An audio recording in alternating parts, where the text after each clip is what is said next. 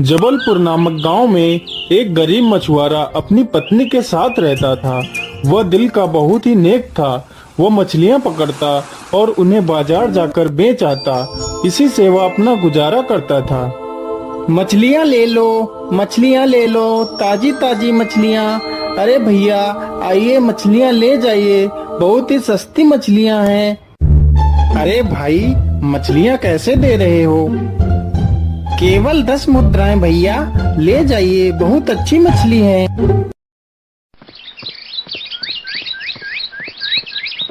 अरे भाग्यवान, तुम कहाँ हो? देखो देखो, आज मैं क्या लेकर आया हूँ।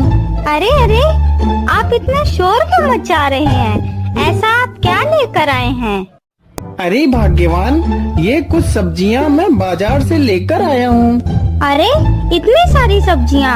अच्छा अच्छा ठीक है, आप तब तक मुंह हाथ धो लीजिए, तब तक मैं खाना बना लेती हूँ। अरे भाग्यवान, खाना बन गया? हाँ जी बन गया, बस अभी लेकर आती हूँ। अरे अरे, मैं पानी तो ला ही नहीं। अच्छा रुको, मैं पानी लेकर आती हूँ।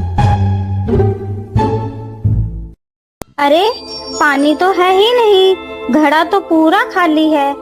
अजी पानी तो खत्म हो गया है। तब तक आप खाना खाओ, तब तक मैं पानी ले आती हूँ। अरे बहन, वो देखो मछुआरे की बीबी आ रही है। रोज रोज ताना मारने के बावजूद भी यह यहीं पानी भरने के लिए आ जाती है।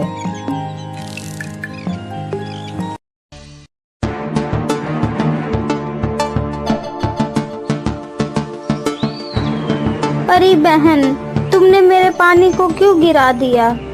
अरे सुन, तू रोज रोज यहाँ से पानी नहीं ले जा सकती, क्योंकि ये मेरा कुआं है। चल भाग यहाँ से।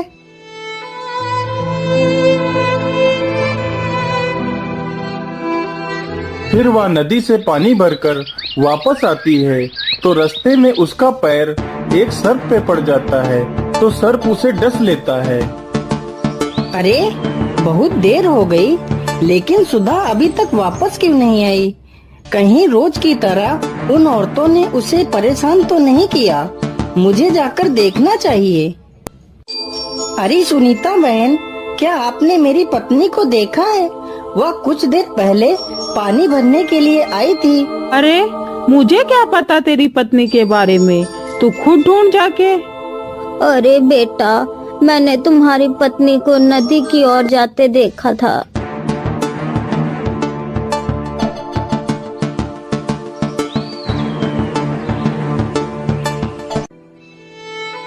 हे भगवान, ये क्या हो गया?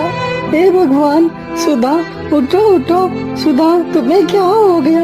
हे ऊपर वाले, मेरी सुधा को क्या हो गया? अरे यहाँ इतनी भीड़ क्यों लगी है?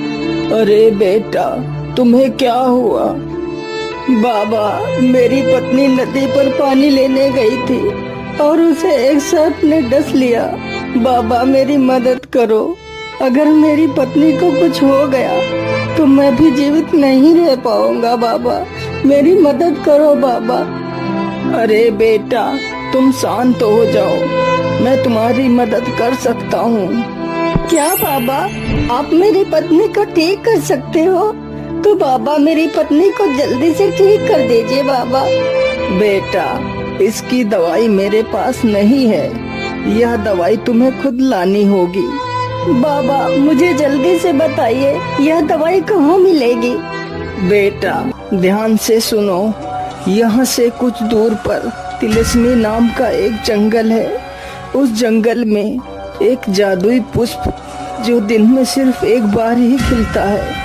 अगर वह पुष्प मिल जाए तो तुम्हारी पत्नी की जान बचाई जा सकती है, लेकिन याद रहे वह पुष्प सूर्यास्त से पहले लाना होगा।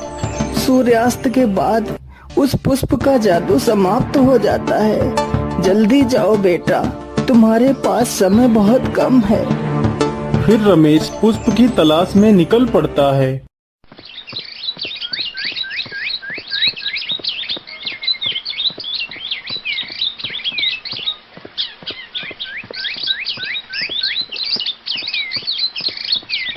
अरे इतना समय हो गया है लेकिन मुझे कहीं भी वह पुष्प नजर नहीं आया है। अब सूर्यास्त होने में कुछ ही समय बचा है। अब मैं अपनी पत्नी को नहीं बचा पाऊंगा। हे भगवान मेरी मदद करो। मैंने तुम्हारा क्या बिगाड़ा है भगवान, मेरी मदद करो। रमेश के रोने की आवाज सुन एक खरगोश उसके पास आता है। अरे तुम्हें क्या हुआ? तुम कौन हो और तुम रो क्यों रहे हो? खरगोश भैया, मैं एक मछुआरा हूँ। मेरी पत्नी को सांप ने काट लिया है। मेरी पत्नी के अलावा मेरा इस दुनिया में और कोई नहीं है। अगर मेरी पत्नी को कुछ हो गया तो मैं भी जीवित नहीं रह पाऊंगा। मैं भी अपने प्राण त्याग दूंगा। मैं यहाँ जादुई पुष्प लेने आया था लेकिन सुबह से इतना समय हो गया है, मुझे वो पुष्प कहीं नहीं मिला है। मैं क्या करूँ खरगोश भैया? अच्छा, तुम उस पुष्प की बात कर रहे हो। मैं जानता हूँ कि वह पुष्प कहाँ मिलेगा। चलो मेरे साथ। फिर खरगोश उसे जादुई पुष्प के पास ले जाता है।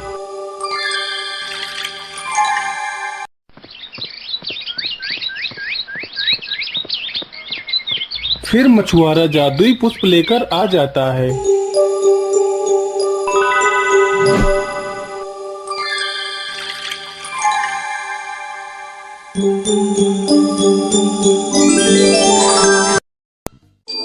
फिर वे दोनों उस बूढ़े आदमी का धन्यवाद करते